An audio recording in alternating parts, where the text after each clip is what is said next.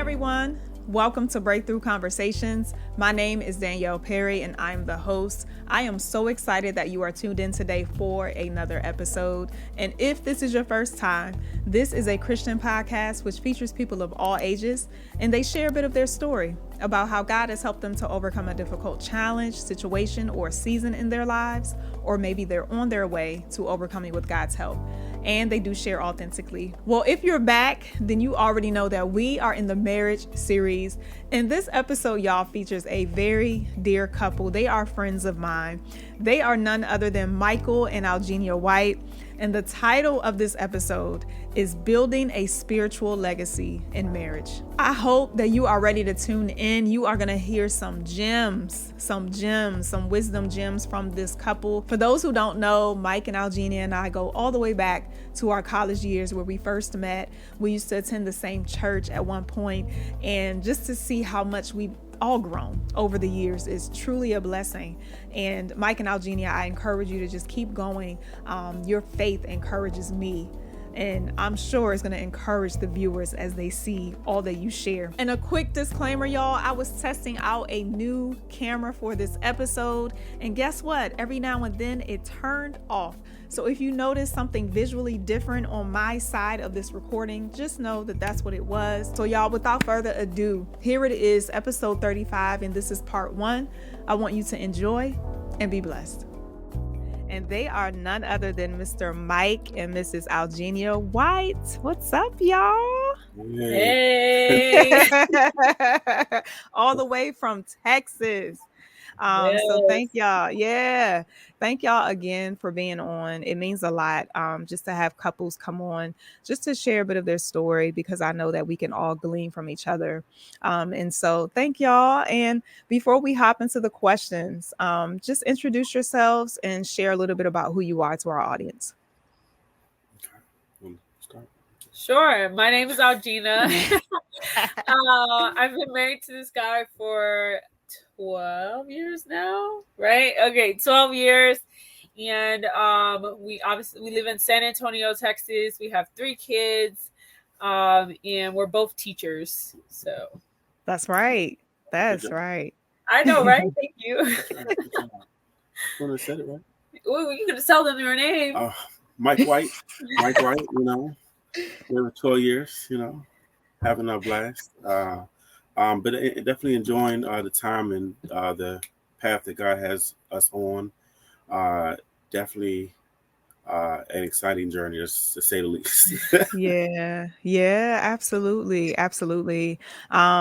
It's cool to kind of look back. You all have been married for 12 years. I've been married for 10. And it's just like, we ain't getting old. We not. We're not. I agree with that.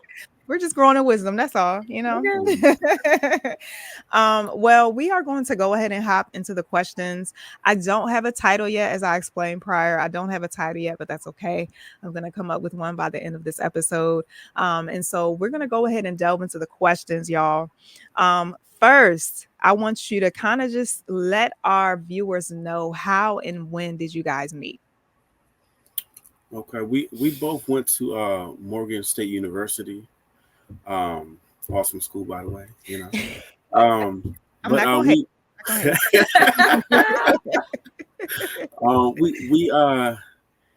We kind of met a few times, like in passing.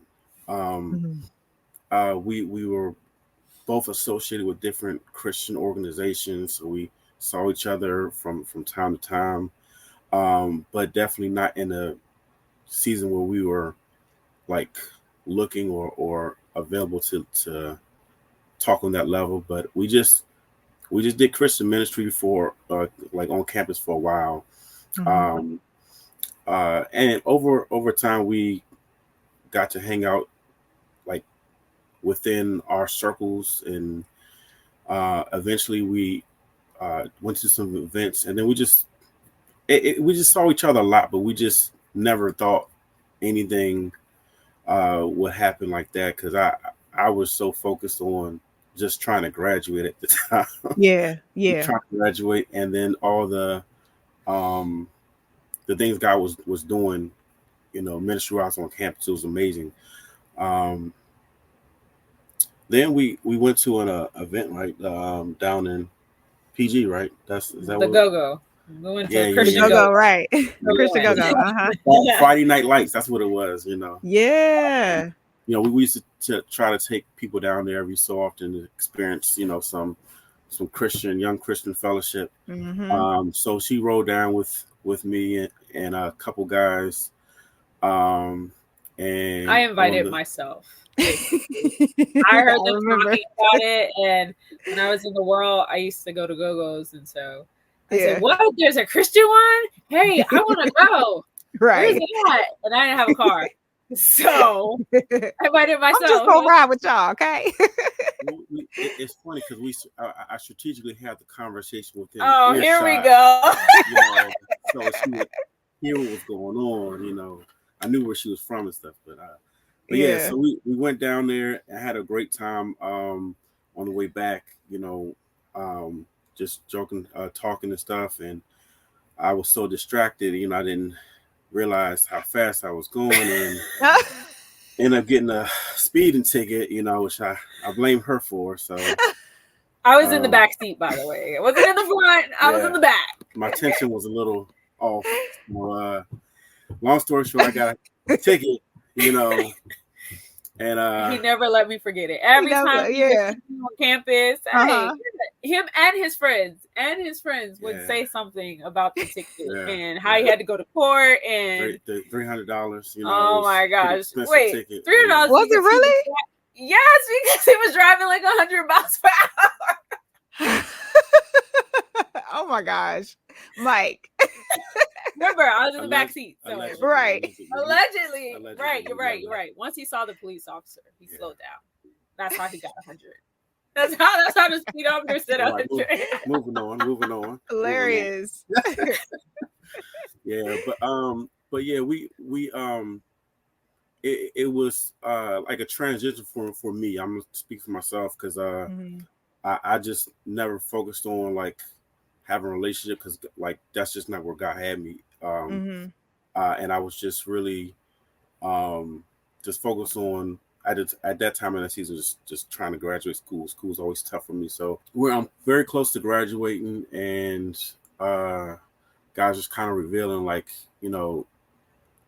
or gave me the opportunity to kind of like explore like that. It's your season to kind of start thinking about that. And I'm like, well, looking around like, well, who are you talking about? So I'm like praying like, and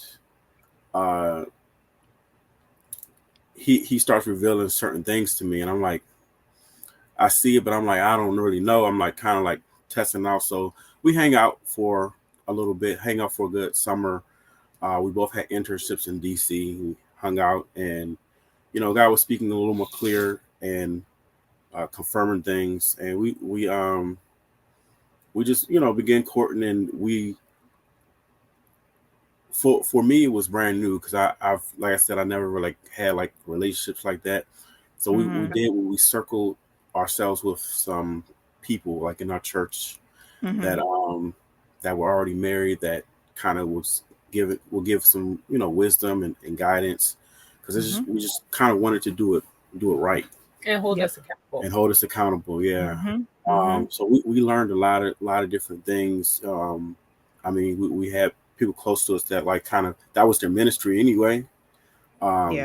Christian Couples United, and it just kind of grew. And then once we started learning about each other more, we saw a lot of similarities, a lot of stuff that happened that just confirmed a lot of things for us. But I think for me the biggest, I guess, success out of our relationship from the beginning to even now is just the complete like dependency on God. Because I remember, like I said, my first relationship, like our first argument, I'm like panicking. I'm like, I don't know what to do.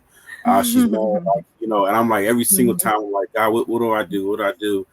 To the point where later on I'm like a little more confident, and I'm like, I know what to do now. Like, and then I stop, like, and then everything go wrong, whatever. But but we met at Morgan, and it was just a season where it was just, I guess, God's timing, and everything kind of just flowed from there. Yeah. Yeah. And how old were you guys? I was 21 and Gina was 19 when we first Mhm. got together. Yeah. Yeah. Yeah. Okay. So did you want to add anything, Algenia, or No, no? he did Okay. a great job. You did a great job. Okay. So how long did y'all date before getting married? 2 years. 2 years? 2 years. Okay. Yeah. Now, Mike, when did you know I'm ready to get married? Um, when did I know? That's a good question. So I think I knew when. So I knew who I was going to get married to before the when. Because we knew we were like courting or dating with a purpose. We were planning and we were heading that direction. Mm-hmm. We were clear from the beginning, but the when wasn't like clear. Mm-hmm. Like I said, it's all new, and just kind of like really trusting and asking God, like, because I wasn't ready, to just be honest. I don't know when I would be ready, Mm-hmm. but I think right around the time she graduated college. At least she's 2 years behind where I was. God was like saying that it's. I kind of started knowing it was getting closer time, and Mm-hmm. of course, nothing like in the physical realm seems like perfect because I mean I can't even afford a ring. I'm like Right. I didn't Yeah. even I was so clueless about everything. I'm like, so you gotta so I bought one ring, so I'm like, now I gotta buy another ring too. Like I'm like this I was like questioning all of society, like this society is just set up for everybody. Right. Like why two rings, why not, it was so many Right. things. Like that's just one example of things like our families, loved us and supported us, but financially they weren't able to like help us with you Mm-hmm. know wedding plans and doing, of course, they help us with opinions, but not with not with the bank account. That's the truth. Shoot. so so I mean, and we so I would say like maybe 2 years, like around the time she graduated, it made sense because she's no Mm-hmm. longer in college, um and we're both just starting basically. Mm-hmm. um how everything was going to happen, we had no clue, to the very Mm-hmm. couple months before, we were battling decisions about the reception. Ultimately we never had a reception, and part of us felt, at least part of me felt a little guilty about it because I'm like, I want to do something for everybody that supports us, but I did. financially I it was just like, didn't I'm make out of here. financially it just didn't make sense. Yeah. No. So Why was that, Algenia? Because I was going to my honeymoon and it was like honeymoon or reception, and I chose my honeymoon. I was like, True. I'm True. not. Y'all be all right. I'll Yeah. see y'all when we Yeah. get back. I mean, Yeah. he touched on it.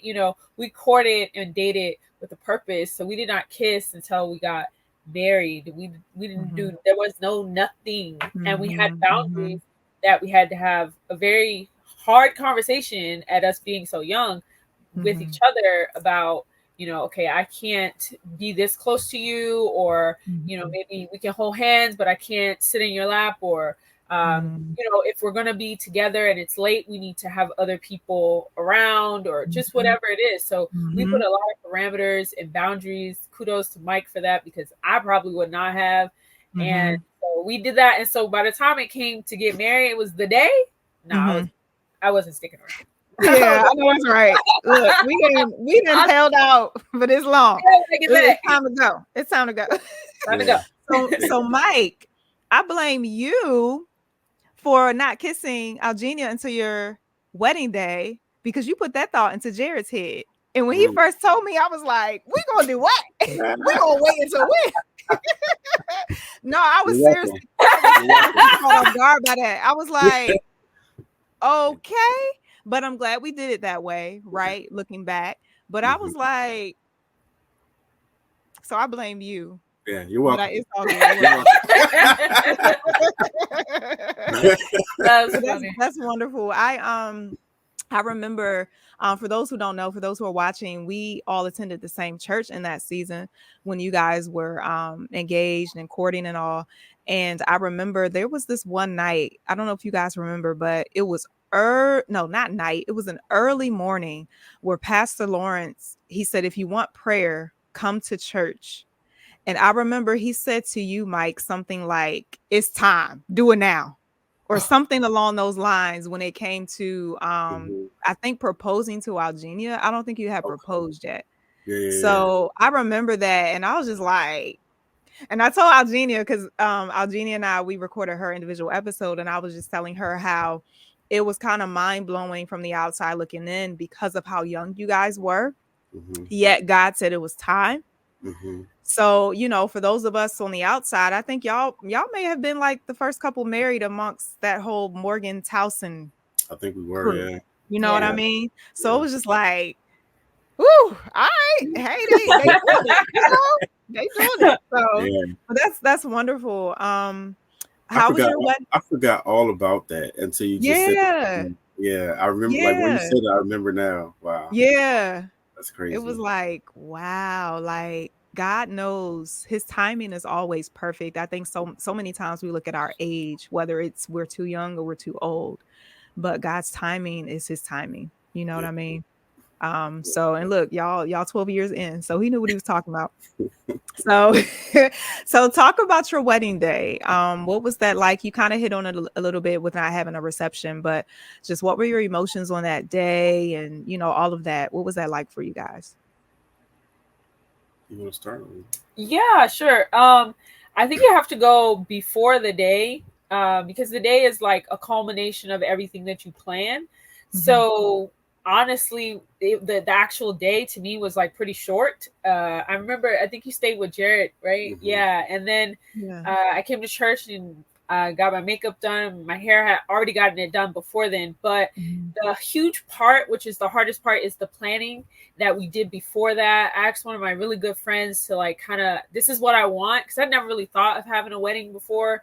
And I Mm. was like, I never really thought about marriage because not a lot of people are married in my family. So that's not Mhm. a normal thing for me. So Mhm. I was just like, God gave me this great guy and I'm not gonna let him go. So Yeah. whatever I have to do to make it work, then Yeah. that's what we'll do. So I had an Mhm. idea. We didn't want to spend a lot of money. And I think our biggest thing, our biggest vision or goal was we did not want to get married and be in debt. And so Mhm. because of that, we ended up, like, I think I got paid like $100 for my dress from like one of his coworkers, and then I had another friend, her mom like altered the dress as far Mhm. as that goes. And then the cupcakes that we got them from a amazing place in Baltimore at a mall that I don't even know if it's around anymore, Mhm. but Mhm. we just picked things that we really really enjoyed, and we kept it nice and simple and within our Yeah. budget, and we spent the most Mhm. money probably on the honeymoon, and that was about it. Got Yeah. you. So as far as the day, I think we just did a lot of planning. We looked at our finances and everything that we had, and we did not want to go into the wedding with debt. And so Mhm. that Mhm. kind of summed it up. And Pastor Lawrence has always said everything starts on time. Okay, this wedding is gonna Mhm. start on time, whether you late or not. So once it was Right. the wedding and once it started, I mean, I don't know how long it was, but I don't remember it being that long. Maybe an hour, Right. and Yeah. then Yeah. we ate cake and we left, Dipped and then out. Yeah. Yeah. so Yeah. Yeah. I agree. We gotta kind of go a little back because like we had a lot of hard conversations just leading up Mhm. to it. Mhm. You know, just as far as the wedding day is concerned, uh, we would make some decisions and then somebody would try to talk to us like we should, really do that. And then Mhm. we're trying to make it make sense. We're trying to, how can we feed this and where can we go? Mhm. And Mhm. then we get in this, conversation. Then at the end of it was like, well, what do we really want? What is, Mhm. we can we can do this wedding thing for everybody else, or we can do it for us. Mm-hmm. And that was, I guess, the first time we had to, like, out of many times that we had to really kind of make that decision. It's what is it going to be for us, or what does God want for us, versus how are we going to appease everybody else, or how are we going to Mm-hmm. make everybody else happy? Because somebody said it clear as day. You can do the best spread, the best meal, but somebody always going to complain. Somebody's always going to Mm-hmm. have issues. So we when we came down to it, for us, I believe it was just what we wanted. It was just what Yeah. we wanted. We got that. We was excited.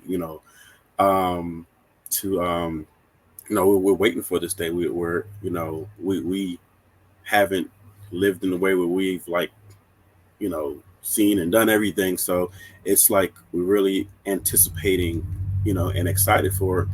And like it did go by fast. It did go Mm-hmm. by. Yeah.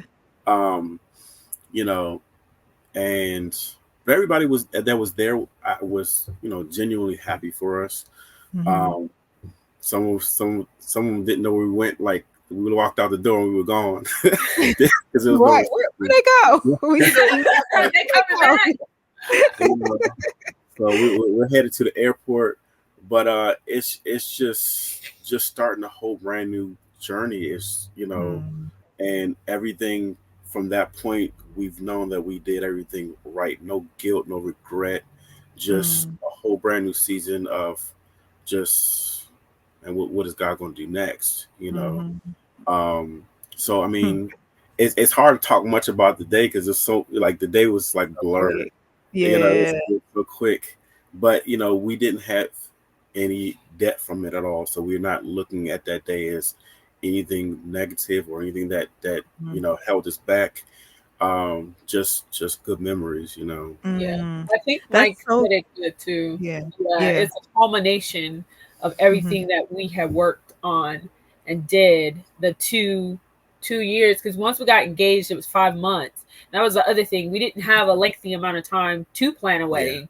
It was only Right. 5 months. Mike's like, "What do you think Mhm. about this date?" And I was like, "I'll take it. Sign me up." So I think it's just a huge culmination of all the work that we did. I Yeah. remember when I graduated from school, from college, my uncle threw me this party. Everybody Mhm. was there, my friends and family and stuff. Mhm. Everybody kept thinking, like, by the end of it, they thought Mike was going to propose. And I'm thinking, why Mhm. is everybody thinking that? And everybody's like, is it Right. happening today? Everybody's And I'm looking like, around. Uh-huh. what? Uh-huh. And Uh-huh. me and Mike had a lengthy conversation. And Mike's like, you got some things, we got some things to work on. And if we don't work on it, we're not getting married no time soon. Like he Mm, basically gave me an ultimatum, as that's mm. how I look at it, like a spiritual one. Right. Hey, you're getting a Yeah. little distracted, you're getting a little off track, you need, Uh-huh. focus in. And that was all I needed to hear. So I got myself together. Yeah. We got engaged like a month later or something like that. So Wow. Wow, that's we beautiful. did a lot of work. We did a Mhm. lot of work, a lot of like marriage counseling, obviously, but we talked about everything. And I think even, people date or court or whatever, and then after a few months they're like, "Oh, I'm ready to get married." Well, I always think you got to see somebody through all their seasons, That's and right. we truly That's right. saw each other through all of our seasons, through graduating and things at home and all these different things that you experience, having a job, not having a job, looking for a job, those kind of things. And I think as we went through them and grew, it just leveled us up for the next level. Okay, what do we do next? What are we Mhm. focusing on? How are we going to handle this new challenge? Yeah. So, Mhm. yeah. I just want to add one more conversation before the Mhm. wedding. Not just because I don't think it's just money. How to pay for things. One of the things she decided on, she was going to allow her dad to walk her down the aisle, and that Mhm. was huge. That was huge because you know you know realistically, he didn't, like, earn that opportunity, or he just wasn't Yeah. there. But that was a decision that he made, and I think that was an awesome decision. And Mm. even for him, like, that meant the world to him. Mhm. And he's my brother tells us the story when he was trying to get his suit on in the back. He was just so nervous, sweating, and just you know Aw.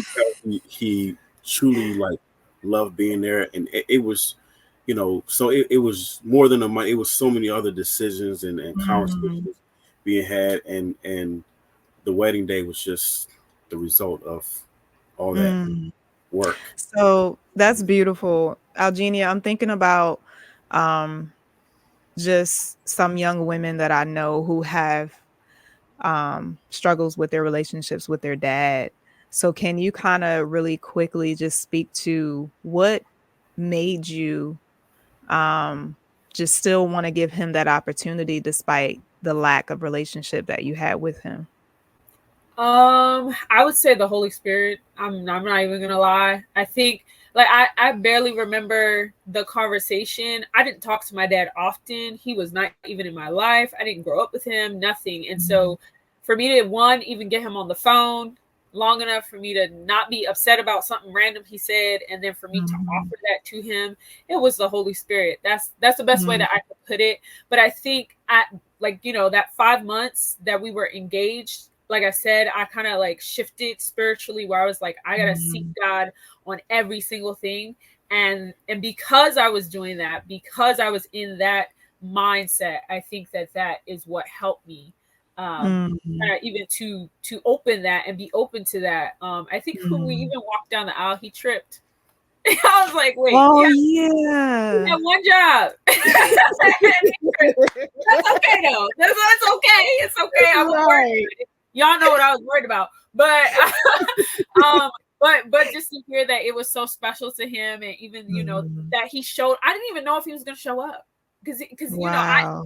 the history is, I don't, if I ask you to be somewhere, I ask you to answer the phone here or where, he's not reliable. He wasn't reliable. I'll put it that way. And so I didn't even know if he was going to show up, but I asked him and had a backup just in case. And it all worked out. So I think it's just that shift in mindset spiritually. When you get married, when you say, I'm going to be with someone for the rest of my life, you want to have Jesus with you. You want to be with Jesus. You want to be as close to Jesus as you possibly can. And I think even for that engagement, Mike said, like he mentioned he didn't have a relationship before us, but I did. So I already had that experience, and it was a struggle to be engaged, even for 5 months, as far as We're talking about sexual intercourse, right? Yes, as far as just not letting myself be tempted with anything, anywhere. And so I got as close to Jesus as I could go. I was know that's right. White on rice. And so That's think I said all that to say that I think that's what allowed me to even be open to say that. Wow. Yeah, that's beautiful. I think I think there's a lot of women that need to hear that. Even older women who maybe haven't walked down the aisle yet, but they just don't have great relationships with their fathers. You said it. You said you yielded to the Holy Spirit because you probably would not have made that decision on your own. And the Holy Spirit, he speaks differently to us all. But for you, in your case, that's what he said of you, as far as, go ahead and allow your dad to walk you down the aisle. So that's beautiful. I did want to ask, again, for those who don't know your ages once you got married, because I'm listening to your decision making as far as, we knew that we didn't want to be in debt once we got married, and you're really just heeding just the wisdom that's all around you, to be so young. So how old were you guys when you got married? I was 22, I think. 22 and 24. 22 and 24. That's amazing. That's amazing, especially in our culture. Y'all already know when it comes to weddings, we just want to do it big, and we want to, just show off and, just have all the glitz and glam. But for you guys, it was really important that you thought about your future. You did not want to be in any type of financial debt. So to have that mindset at such a young age is it's really good. So I just wanted to highlight that. I think I was gonna say too, I know it might seem like we were being super selfish too, where we were kind of like, no, we only want this, but I'm like, but if there was a day that I needed to be selfish, if you can, it was that day. And that's right. We left and we knew we did everything that we wanted to do and the way that we wanted to do it, and we thoroughly were blessed by all. And I think that's the other part, the little things that I mentioned preparing for the wedding. We mentioned things that people blessed us with along the way. It wasn't because I could have picked a more expensive dress, but like for what? Like I'm not even gonna wear it that long. Like the ceremony wasn't even that long, to me in my mindset. And so even when we talk about like going to the honeymoon, somebody paid for our plane tickets to go. I think it was like $1,200 or something. Wow. Yeah, and someone gifted that to us. Wow. So we received so many gifts from people. And so normally people are like, okay, we want to have the reception to like thank people, but we thanked people along the way. We thanked people when we got back. I think even just the fact that we're still married and they were able to support us, I feel like that's a thank you too. That's like a thank you. We Absolutely. heeded your wisdom. We heeded what you said and what you guided us in. And so, it was a little selfish of us, but it was selfish in that, I think the other part is that we didn't, like he said, we didn't have a lot of people. Like we didn't have somebody footing the bill. So we had to do everything that they said. We didn't. Right. So it allowed us the freedom to kind of do and craft what we wanted. Even when it came to selecting who was in the wedding and who was not in the wedding, a lot of pressure of, oh, this is your family or they should be. I'm like, no. Because who supports us? Who supports how we're deciding to live? Who's supporting? Like, because you realize not everybody is like really supporting you and really has your best interest in. Not everybody is for you. That's right. That's right. Like, and that's why I think I look back at a wedding. I just think of good things. I don't think of any type of drama or because we eliminated that. We don't need that. I don't need that. So, yeah, absolutely. Absolutely. I look back to that day. I shared this with Algenia, how Jared was your best man, right? And I think it was about a week or 2 after your wedding, I told Jared that I had feelings for him. So one of his questions was that because of Mike and Algenia getting married? In other words,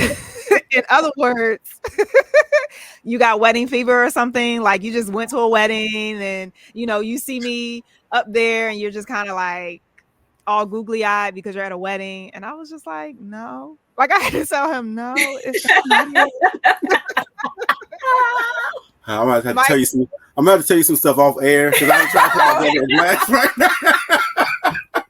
Listen, that's what I was looking at. Like, I think he was having his Gideon moment. He was just testing God in your response, just verifying that what you said was what you said. Ooh, that boy was head over heels. Yeah. I think I told you that too. I was like, we were just so glad you finally was like, yes. Like, all these people are just waiting for me to like say yes. And I'm just over here like, what is everybody looking at me for? Like what? But no, it's just funny. Just looking back because Mike, when we were playing music together and having rehearsals and Jared liked me, but I didn't like him at the time. And he would do stuff here and there. And then y'all would giggle. And I'm just looking at y'all like, oh man. So it's just funny looking back. That's all right. Funny. So your honeymoon, where'd you guys go? You said the tickets were $1,200. So where did you guys go? Dominican Republic. Ooh, how'd you guys like it? What was it like? It was good. It was good. It was, our first time flying or going outside the country. Yeah. Which was, an experience. But it was beautiful. I mean, I think everything was just perfect. We couldn't have planned it any better. Like, I mean, to the fact like we don't have money. We didn't have money like that, but everything was all inclusive. I think all inclusive fee was like $250, and that like included everything we can want the entire time. So, I mean, it was just a great, awesome time that we definitely needed, and it was just like I said, like not having to feel like guilty or shameful, just knowing that God like preserved us and did things just like it was just an awesome feeling. Like it was cool. We're trying to make it back there at some point. So I hear that. I hear that. So when you guys came back home and let's go a few months in. You're married now for a few months. What was it like now just being married? It was I think we just, jumped into a whole nother season, like a whole nother realm. Like it was crazy because so many different things were happening. Like let's say 12 months, we had to slow down. God was telling us to slow down. We wanted to start having, kids right away. And we Mm-hmm. were like having these roller coaster emotions because, all the signs were showing that, we were pregnant and Mm-hmm. tests and false positives and this Mm-hmm. and it just wasn't happening at the Mm-hmm. time. Also, we moved out of Baltimore because of a career change. I finally got into law enforcement when I was trying to do, and um, we even purchased a house within like 7 months of Mm-hmm. getting married. So many different things happened within that short amount of time that were just like working together. But the biggest thing was God slowing us down in our desire to start a family. Mm-hmm. That was really like humbling. It Mm-hmm. was because we we felt like we did everything right. We did this, and we should be able to just go in and do. But looking back, I'm like, I thank God that we didn't get what we wanted when we wanted it, because Mm-hmm. we it could have wrecked us because we weren't ready.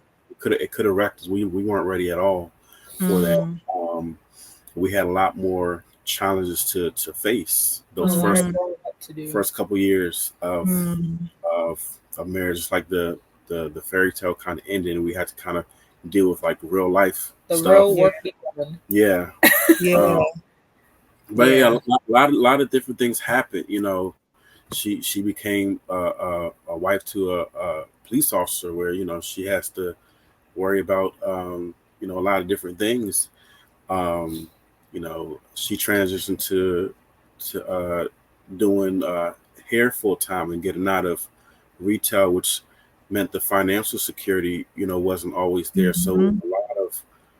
a lot of challenges all at once within that time frame. Mm-hmm. I think if we would have got what we wanted and added children, it Mm-hmm. just and I Yeah. think I thank God that He didn't allow it to happen as much as we wanted it. He Mm-hmm. stopped it.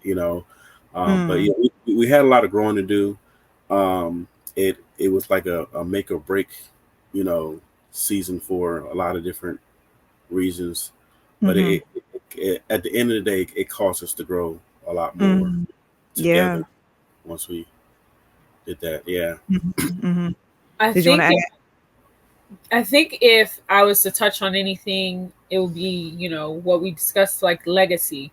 So part of dating and courting and being engaged was sharing our dreams, like a lot, like all the Mm-hmm. times, like the crazy stuff that like you don't Yeah. tell nobody. Mm-hmm.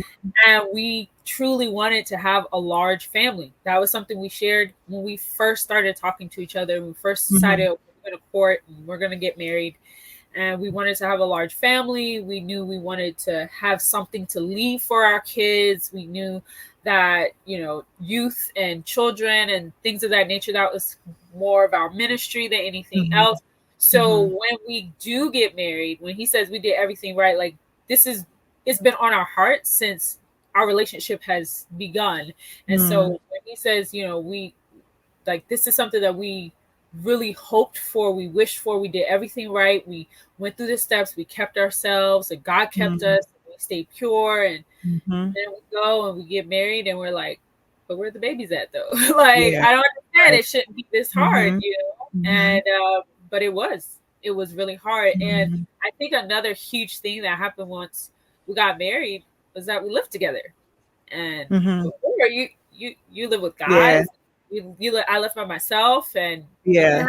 have to deal with that. So I Mm-hmm. don't remember very good memories of my first year of marriage. I just remember my, like, being very mean and just very Mm-hmm. emotional. I was all over the place, but also I was trying to Mm-hmm. have a baby, and I was working, Mm-hmm. and, just Mm-hmm. all the living life. But it was a lot. Yeah. It And like you said, the fairy tale ended and the real work had to begin. Like, are you really going to stay married like you claim you were going to do all those months ago?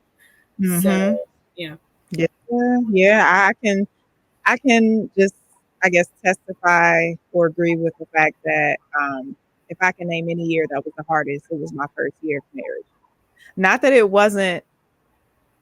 it didn't have great moments. Like, it was still wonderful being married. Like, even through the learning and the challenges, but because I had so much growing up to do, like you were saying, Algenia and Mike, so much growth that needed to take place, it was like marriage was such an eye opener to those spaces in me where I just needed work.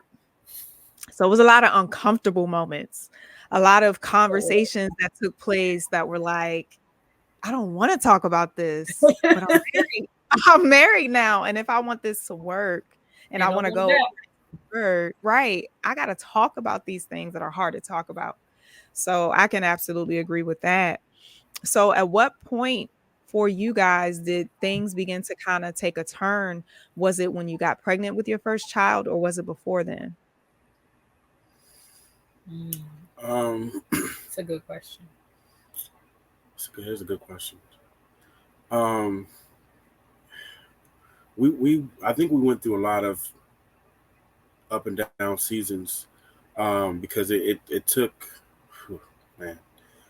I mean, just adjusting to the career. I mean, we careers. We like I said, I was doing law enforcement, going through the academy training, and when I first got out of the academy, I'm on midnights, so that put a huge barrier on communication because we're not seeing each other for normal parts of the day.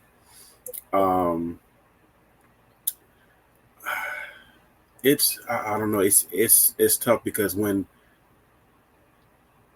children finally came, we were like 3 years in, and before we had our first kid, we dealt with the miscarriage, and so it's like a lot of ups and downs. The excitement, like we finally got the authentic like test. It's real. It's happening, and then I mean I remember I was still early in the, I think I was just got out of field training or something, and I went to work, and I told him I'm not, I had to go to the hospital because so it was a lot of ups and downs. It's hard to tell when that turning point I was. think What do you? so. I think it's like what he said. It's a roller coaster, but I think what's key is that after that first year, we had both solidly, independently decided that we're going to stay married. Like, even though it's hard, even though there are hardships, even though like I'm angry or you're upset or we can't communicate or we're having a struggle, after all those events and things, you get to the point where you decide I'm going to stick this thing out. And I think after that first year, that's when you're like, all right, well, we got a year now. So I think we'll be all right. We made it past that. I think we'll be all right. And so I think it's just a roller coaster. Us buying our first house and being so young, that was awesome. Right. It was like so huge. It's such a blessing. I don't think anybody in my immediate family, I mean, like a few people, but not a lot of people had like bought a house before. That wasn't a thing. And especially not that young. Yeah. And so him being able to get his dream job of being a police officer, huge. It's like super awesome. But that downplay, that sad part of still wanting to have a baby and it wasn't happening. And we didn't know why it wasn't happening.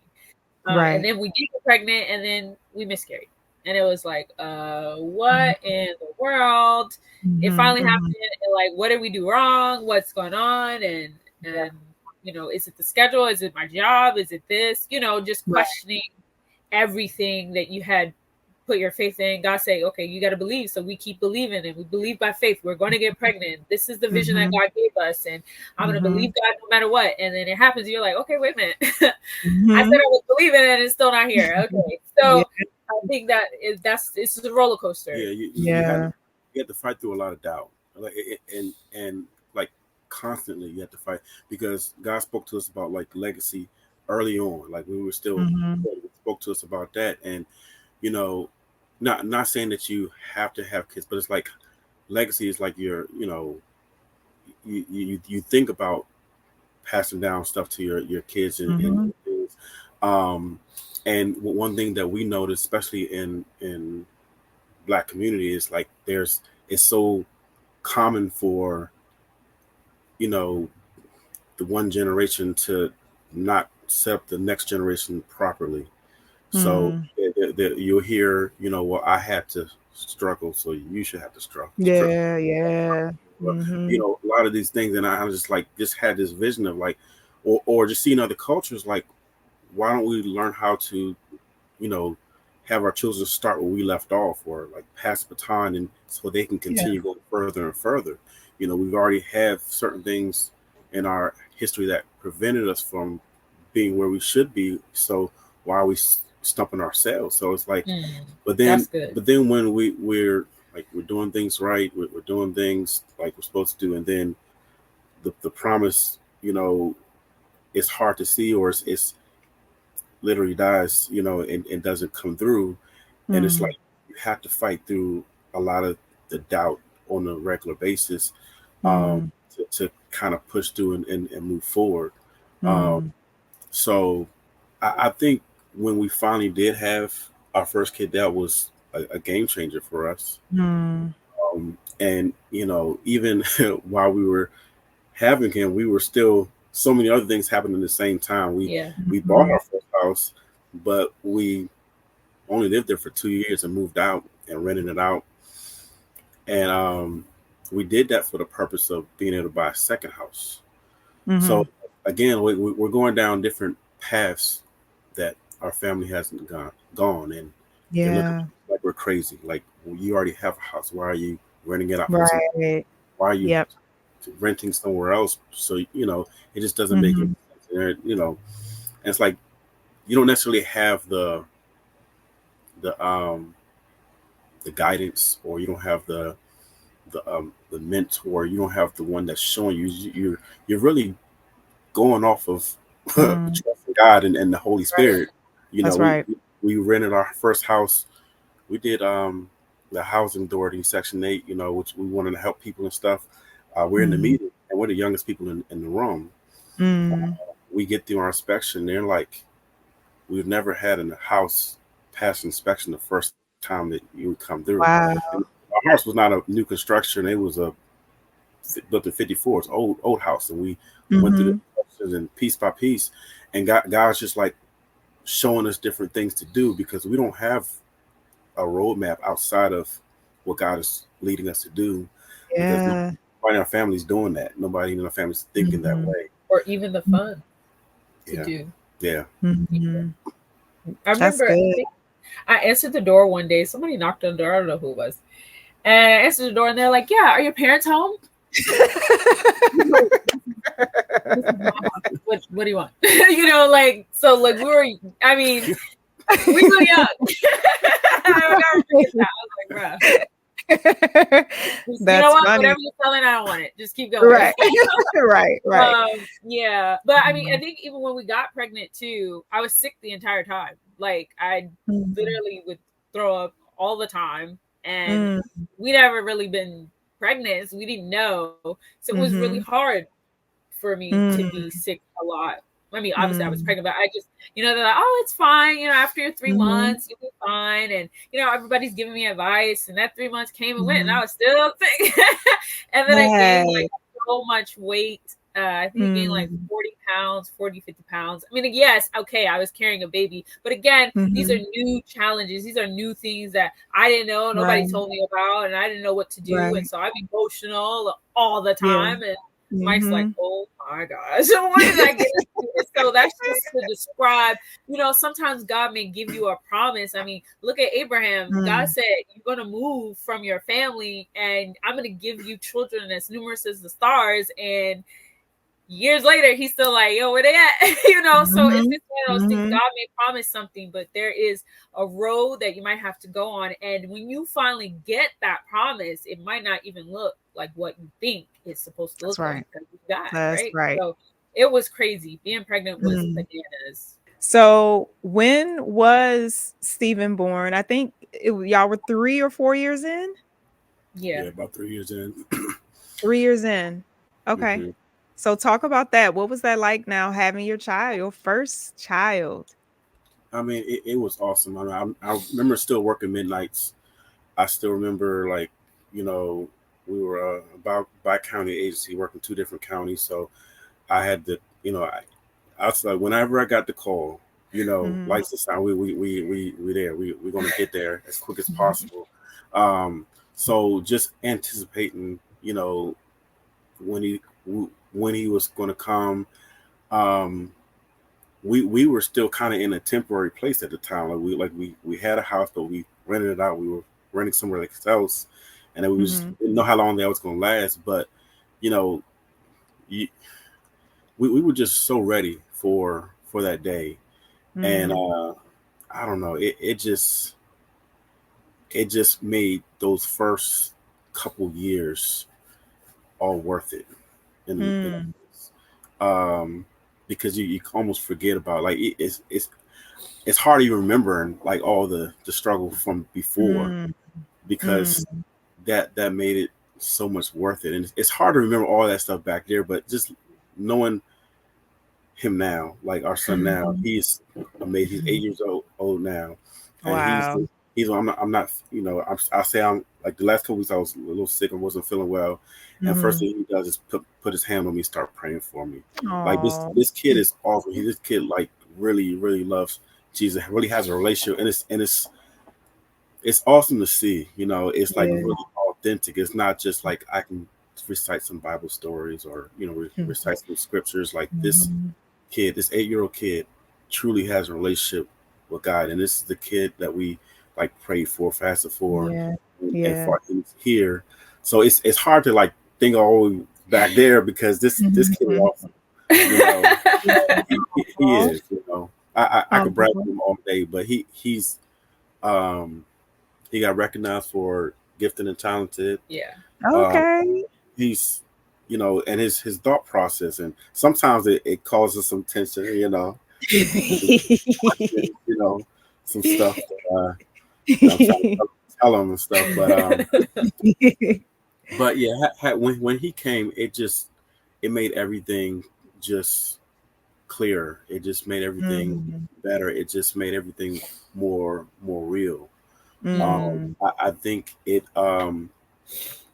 when you're waiting for something, or when you're anticipating, or sometimes you're fighting through the doubt, you might put more energy and effort into something else, just to kind of numb the Mhm. pain of just Mhm. that waiting period. Mhm. And for me, it was the job. I put everything in my job, and I look back and I'm like, the risk I took, on Mhm. that job, and the crazy situations I was in. And when he came, I kind of started making better decisions, Mhm. or Mhm. just using more wisdom when it came to, or just stop being so reckless. Yeah. Yeah. Uh, so it definitely um, was a game changer. Of course, in addition to that, it's a lot of things. It's our first kid. We don't have to sleep. You know, we're dealing with we didn't know at the time, the postpartum. We didn't know Mhm. what was going on. It's just, you know a lot of emotions, and Mhm. trying to make things work, even financially. Like, um, Because I was not working at yeah, that time. yeah, Yeah, Mm. I didn't work leading up to. I was doing hair school, and so I could be licensed to do hair. Mhm. So I did that, and then I got my license all pregnant and everything, did my hmm Mhm. practical and everything, and then I Mhm. just sat at home and waited to have a baby. So Mhm. was my dream. It was like, oh, this is what I want. yeah, Mhm. Mhm. Yeah, so I was looking up the scripture. I think it's John 16:21. It says, when Mhm. her baby is born, she forgets the anguish because of her joy that a child is born Mm. into the world. And so that's basically what it was like. It's like Mhm. we forgot all the miscarriage and the doctor appointments and Mhm. everything, and we have to try hard to remember them, but we Mhm. forgot them because he's here now, and we, Yeah. us having to do so much, and like just like when we did all that to get married, we did so much to prepare to bring him into the world, and so Mhm. to finally have Mhm. our first child, it was like it was pretty awesome. And Yeah. it was Yeah. also a huge testament to God and his faithfulness to me, to everybody, to my family, to his Mhm. family, to our friends, to everybody, because everybody kept saying, when are you going to have kids? What's going on? When are you guys going to have kids? What's next? And it's like, well, when God sees fit to bless me, Right. then that's time. It's not because I'm not Right. trying. So Right. us just being able to testify, God made it happen, and give all Mhm. glory to him, I think is a huge part of, what we strive to do with everything that we have. God, Yeah. like he said, we prayed and we fasted. I mean, I was like Hannah. I was like, I'm praying, I'm fasting. Mhm. Hannah from the Mhm. Bible was like, God, I will give this child back to you. And that was the Mm. same thing that I was praying. Like, God, whatever I have to do for him, Mm. because you promised me a legacy. So, I mean, Mm. whatever I have to do, that's what I'll do. And so, Mm. yeah, it was just awesome that we were able Mm. to actually see that come true, and to physically see God's promise. I mean, not that we had it before, but to see God's Mhm. promise come true, it was Yeah. awesome. Yeah. Well, I definitely appreciate you guys sharing that. Some people know about me and Jared and our story with having children or waiting for children. Some people don't. I don't know how much you guys know, but I think we're probably going to talk about it on a future episode, him and I, because I know people that don't know us closely are wondering like, why y'all ain't got kids yet? Like, what's going on or whatever. But as you guys are sharing, I'm thinking a lot about us, thinking a lot about myself and the waiting period. And I don't know yet how God is going to I guess end this chapter of waiting that we're in, but then also open up that new chapter of when children will come. But as you're talking, I'm like, one day that's going to be us giving our testimony about, we Amen. had to wait. We had to wait. And the wait was long and much longer than we anticipated, but when the promise comes, it's like you said, you forget everything else that led up to that. And so absolutely, as you're sharing, it's just encouraging me because we are in a waiting period right now. So yeah. We had temptation too. Well, I'll speak for myself. We had temptation too because well, there's two parts. I think the first part was that we had like family members and they were also struggling to get pregnant, and I was just like, Mhm. I'm at hair school, and I didn't go to the best hair school. I mean, kudos to my hair school, it was awesome, but Mhm. you have so many younger girls there, younger than me at that time, because I was 25 when I finally got pregnant. Mhm. And they were like pregnant like that, and they were like Right. 18, 19. I like, and then one Right. girl, she was like outside smoking and she was pregnant. I Uh, was like, how uh, do you just God. got this to make a sense? Like I'm Right. there trying, and this girl just got, Yeah. Yeah. So the comparison game of Mm. how come it's so easy for that person to get Mhm. pregnant and not for me to Mhm. get pregnant. But Mhm. I think one of our family members was also struggling with the same thing, and they decided to go to like a clinic and go that route of like, okay, we're gonna have testing done and all that, and Mhm. then I think Mhm. they did some other kind of things, and so that they could be able to have a baby, and so they did do that, and they also got pregnant around the same time. So that was tempting, like, oh, maybe we should go to the Yeah. doctor, maybe we Yeah. should get tested, Mhm. maybe we should, Mhm. and not to rain on their parade or to say that that's anything, but for us, that would not have been trusting God for us. Mhm. And then there Mhm. was another thing, we were talking heavily because we knew a large family was what God had spoken in our heart. It was our longing and our desire. And Mhm. we kept talking about adopting. And Yeah. what Yeah. we realized, the trend now, looking back, every time we Mhm. go to an adoption meeting, I mean, we start the process. Like, we put our application in, we start because there's a Okay. training you have to do. Uh-huh. And Uh-huh. every time we go, we end up pregnant. And we're like, Wow. so we had actually before that, we went to a meeting Mhm. about adopting and the cost of adopting and just finding out more information. Normally, I think it was a Mhm. Christian organization too. And then shortly after, that's when we got pregnant. Wow, that's amazing. God is just like, I had you the whole time. I had you the whole I love that. I Well, just love that. looking patient, and I think, just being faithful to Mhm. the promise, no matter what. I mean, even if it takes, a long time, to us it felt like a long time, but even if it takes a long time, we're like, God is still faithful. Like, Yes, God is still he faithful. is. He He's is. And going faithful back to that whole right now. timing. Yeah. Yes, yes, and going back to his timing being perfect, he knows what he's doing. He Mm. knows what he's doing, and we truly have to trust him. It's just hard at times because we're in this flesh, this human body. So it's like, God, like, you see what time you see what time it Yes. is? Because I see what Yes. time it is. And the whole time he's just like, if you only knew If how you perfect only my timing knew. is, if you only Yes. knew. Yes. So And he touched on it too. Again, going back to when God actually fulfills the promise, and then that postpartum depression.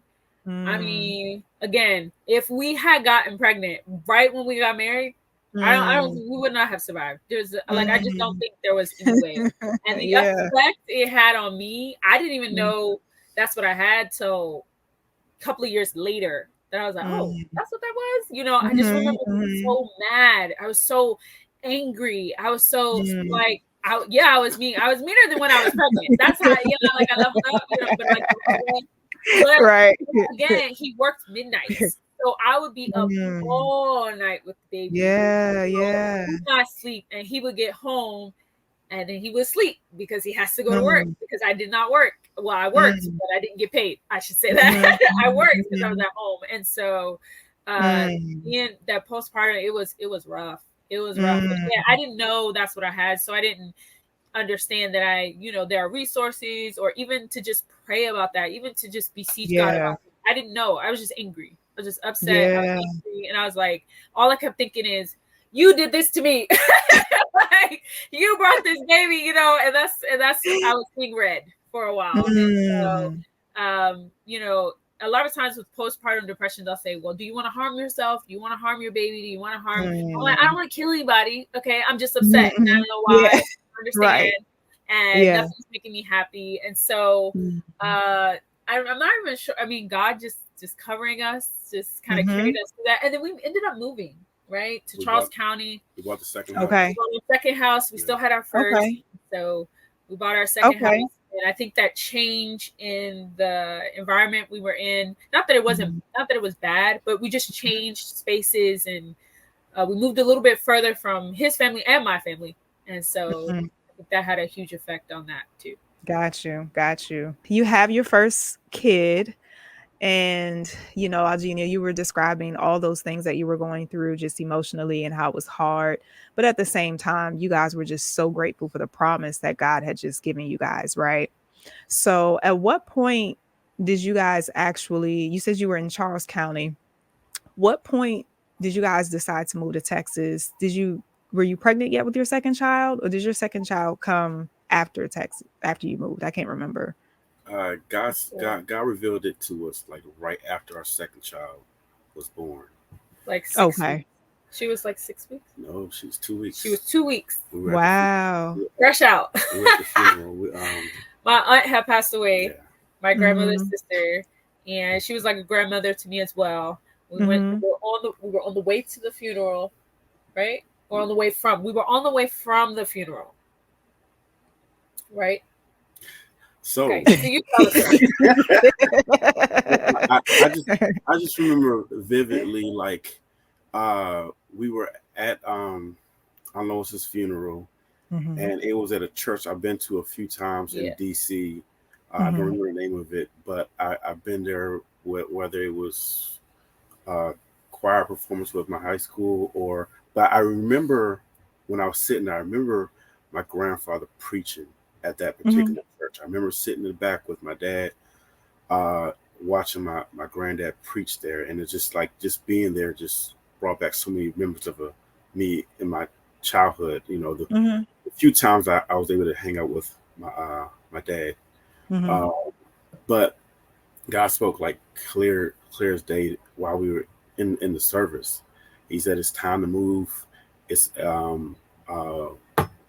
regarding going to Texas, he mentioned that the ministry that we've done in the past is going to be like nothing in comparison to what he's going to do in the future.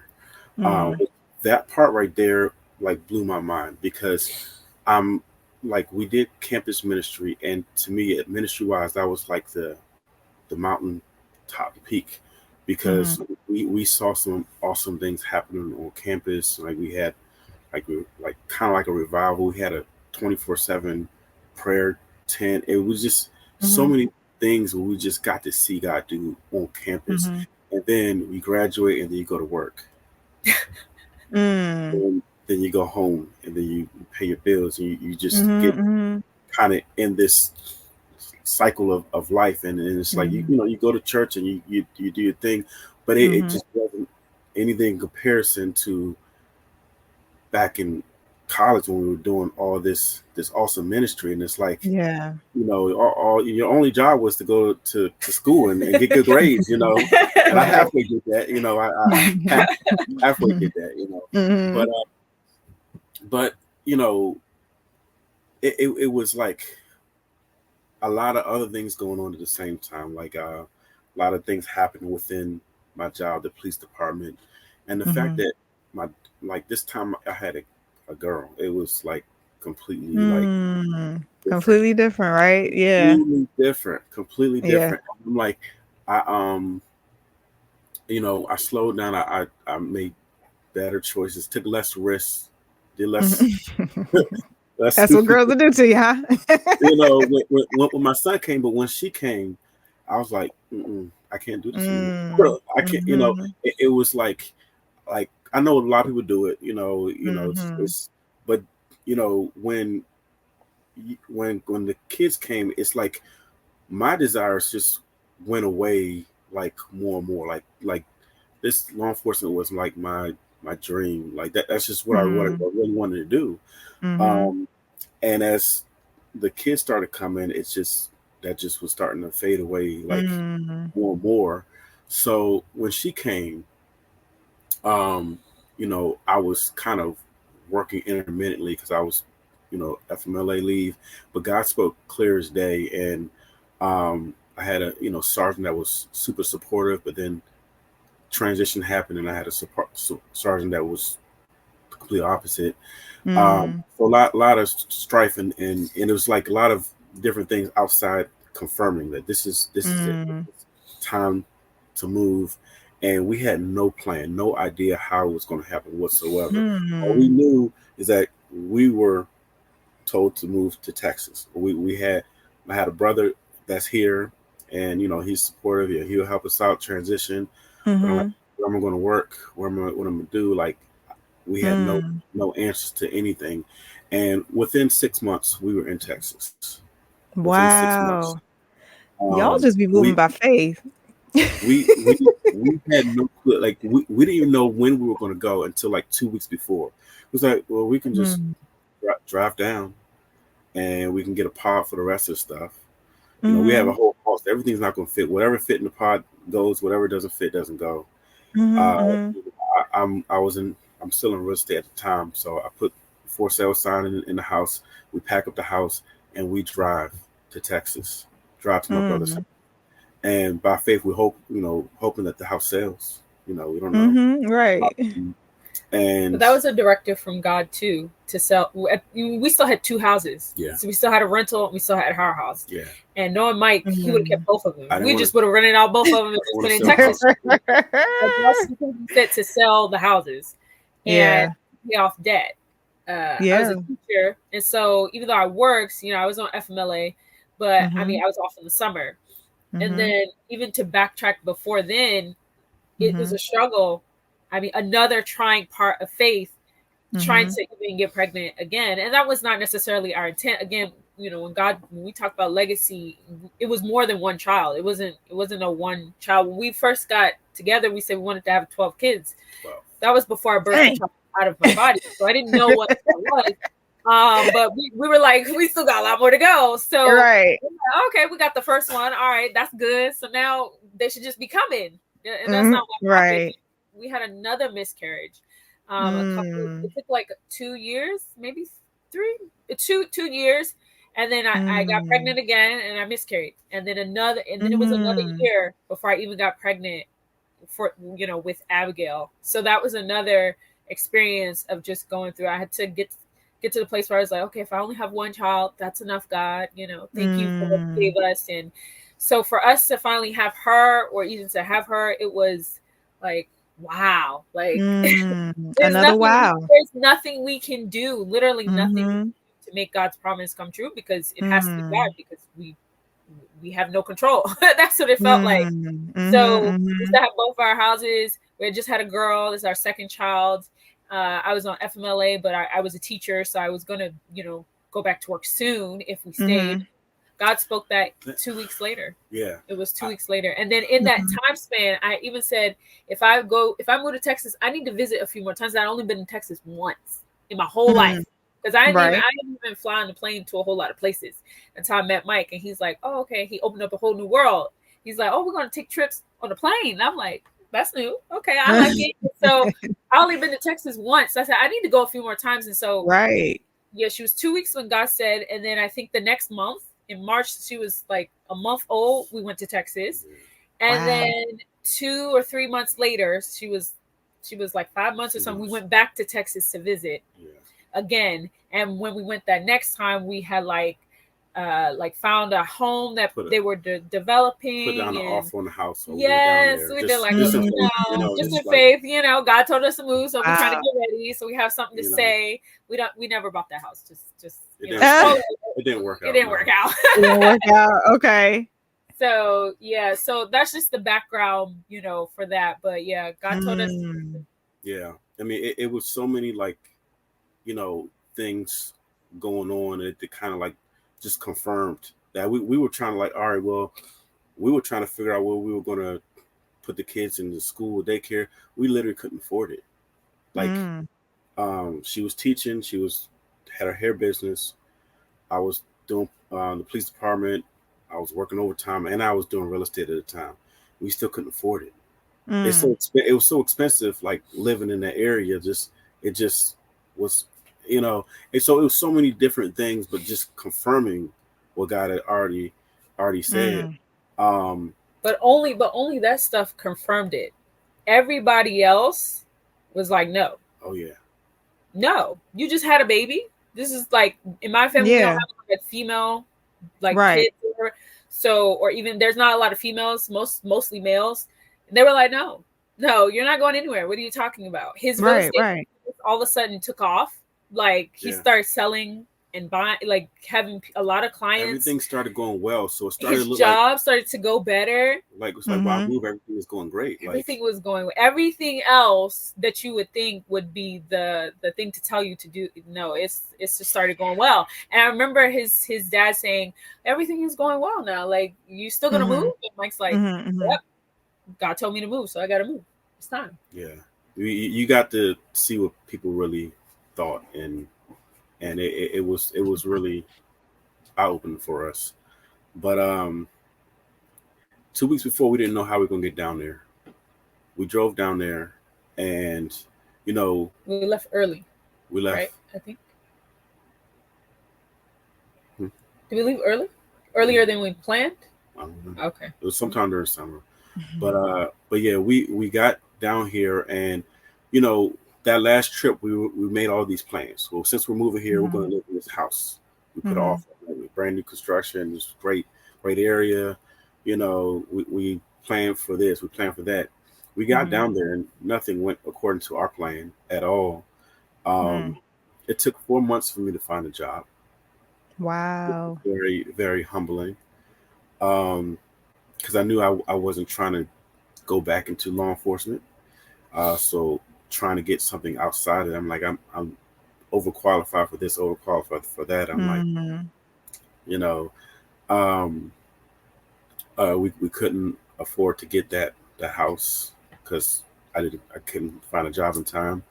We could barely afford to pay the mortgage, because we had two. We were struggling. Right.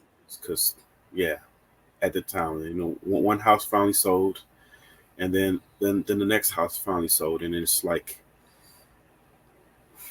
once that happened, it was like God was like, you were stressing. Like I was trying to get my real estate license down here. I was trying to do a lot, but I couldn't do it. I was too stressed. I was just Mm-hmm.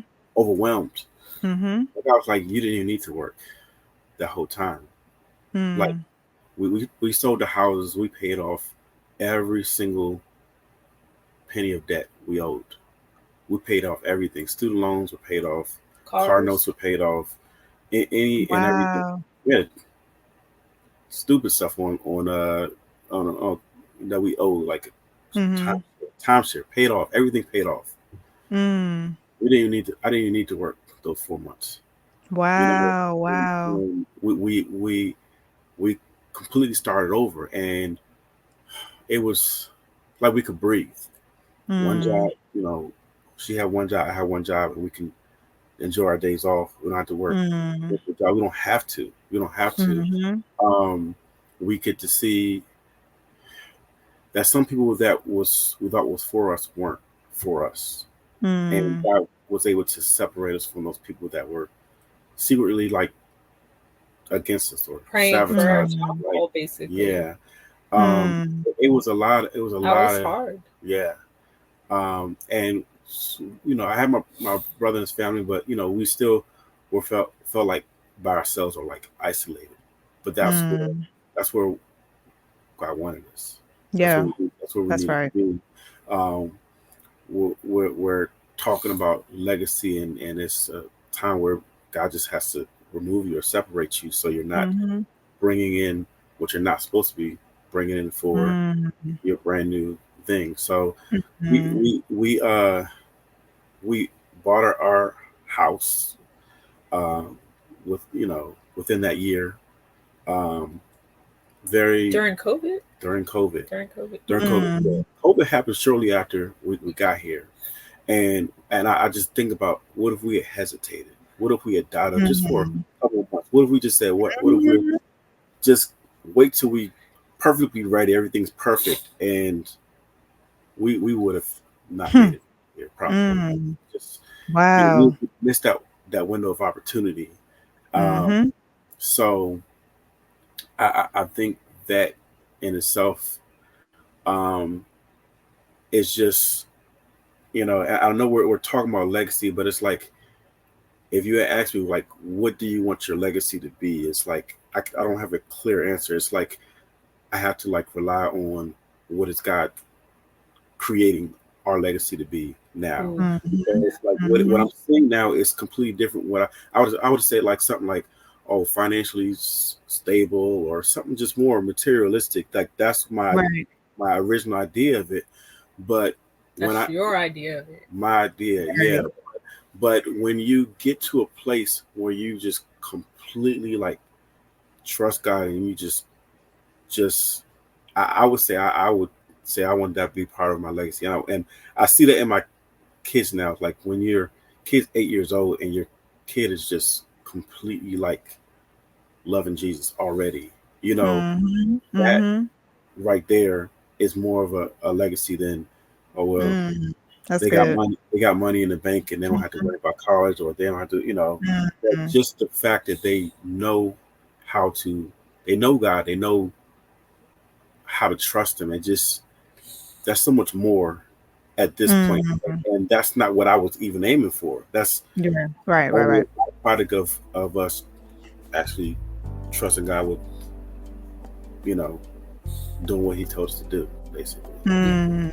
That's good. That's good. And so you guys are beginning to see how God again, he knew all along what he was doing, right? And things things are lining up as he said they would, as you guys are beginning to now settle in Texas. And so Mike, when did you decide that teaching would be a career that you wanted to get into? Did your kids have any influence on that decision? Well, that was part 1 of episode 35 titled Building a Spiritual Legacy in Marriage. featuring Michael and Algenia White. I hope that you will come back next Thursday, February 15th, to see part 2 of this episode, and it will be on Facebook, YouTube, Apple Podcasts, and Spotify. If you haven't yet, go ahead and like this episode, share it with others that they may be blessed, and also leave a comment letting us know something that stood out from this episode today. In addition, go ahead and subscribe to this channel, Breakthrough Conversations. In the meantime, everyone, enjoy your day and be blessed.